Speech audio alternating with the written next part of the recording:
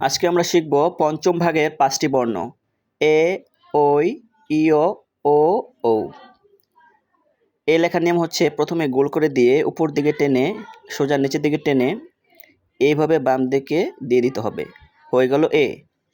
তারপর হচ্ছে ওই, ঠিক এর মতো করে আমরা লিখব।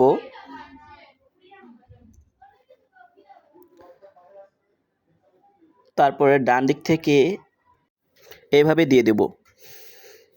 তারপর হচ্ছে ইয়, ঠিক এর মতো করে লিখব। প্রথমে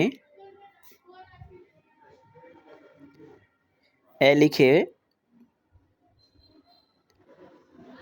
ডান দিকে এইভাবে দিয়ে দিব।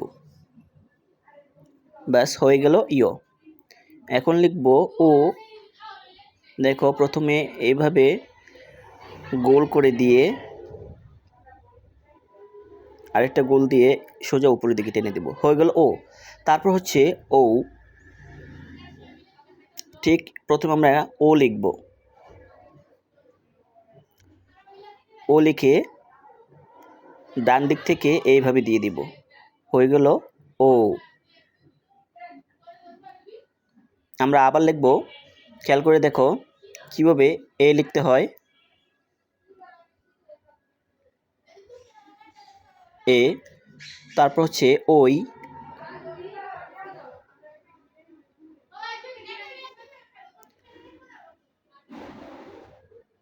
তারপর হচ্ছে ইয়,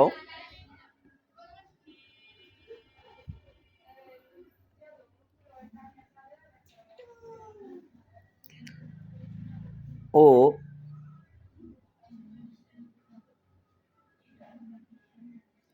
ও,